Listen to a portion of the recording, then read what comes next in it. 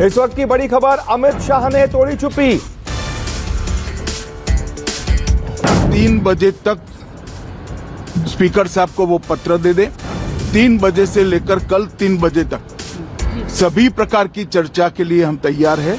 मैं सदन में ही बैठूंगा, सबको सुनूंगा और सब चीजों का जवाब दूंगा। सरकार के पास छुपाने के लिए कुछ नहीं है। वो भी चर्चा करूंगा कि आपने क्यों चर्चा नहीं चाहिए।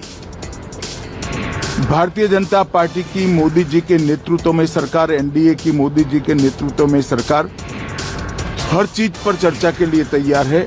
संसद वो चलने दे बस। आज मैं चैनलों के माध्यम से इन विपक्ष को कहना चाहता हूं कि आप एक पत्र 2 बजे तक लिखकर दे दीजिए स्पीकर साहब को। 3 बजे से चर्चा चालू कर देंगे और कल 3 बजे मैं जवाब दे दूंगा सारी चीजों का। संसद में चर्चा करने के नियम बने हैं, तरीके बने हैं। अब मुझे कोई कहता है कि आप एक स्टेटमेंट दे दो। इतने गंभीर मसले पर इस तरह से चर्चा नहीं हो सकती।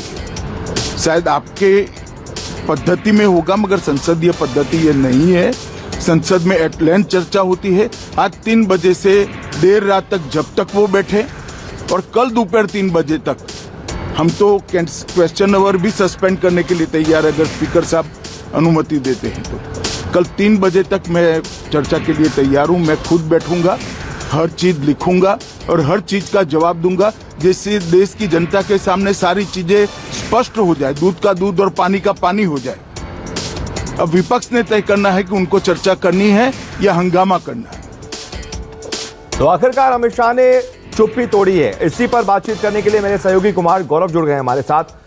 कुमार गौरव, क्या अब ये माना जाए कि जो विपक्ष लगातार सवाल उठा रहा था, अमित शाह को लेकर लगातार प्रदर्शन किया जा रहा था, उसको लेकर अब वो प्रदर्शन शांत होगा और अब चर्चा होगी इस पूरे मुद्दे पर?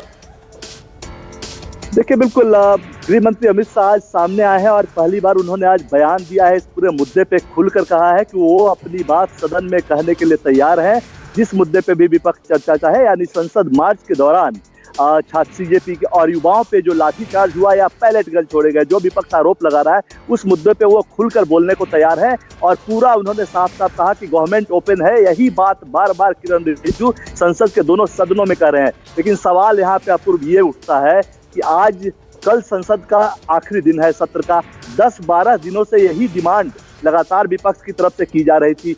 तब तक सरकार की तरफ से कोई जवाब क्यों नहीं आया? आखिरी के जब 2-3 दिन बचे हैं तो जाहिर तौर पे अब गृह मंत्री भी सामने आ गए। 2 दिन से लगातार किरण रिजिजू भी बोल रहे हैं, तो जाहिर सी बात है ऐसे में इस बीच सरकार को कुछ पॉइंट्स मिले हैं। आपको याद होगा, पहले जो अटैक था विपक्ष का, वो सीधे तौर पे चंदा चोरी पे चल रहा था और छात्रों के आंदोलन पे जो पैलेट गन, लाठी चली, गोलियां चली, विपक्ष तमाम तरह के आरोप लगा रहे थे कि अब सत्र आखिरी दौर में है। और इस बीच झारखंड में बवाल हुआ, वहां छात्रों पे क्रैकडाउन हुआ, तो सत्ता पक्ष के भी हाथ में कुछ ऐसा आ गया जिससे वो विपक्ष पे सवाल उठा सकता। और जाहिर सी बात है, इसलिए 2 दिन पहले सत्ता पक्ष और विपक्ष की जब मीटिंग हुई, उसमें सत्ता पक्ष ने कहा कि वो पूरी चर्चा को तैयार है। हाँ, लेकिन यहाँ एक बात गौर करने वाली है, विपक्ष चाहता है कि आप पे जो आरोप है उस पे सीधी आप अपनी बात आए और अपनी बात को कह दें। यानी जो आरोप जंतर मंतर को लेकर लग रहे हैं, उस पे आप अपनी सफाई दे दीजिए कि गोली किसने चलवाई, लाठीचार्ज का आदेश किसने दिया। लेकिन अब सत्ता पक्ष इस पे पूरी चर्चा चाहता है। आज 3 बजे से कल 3 बजे तक की बात हो रही है, मतलब 10-12 घंटे सदन में सरकार चर्चा करने को तैयार है। उसमें क्या होगा?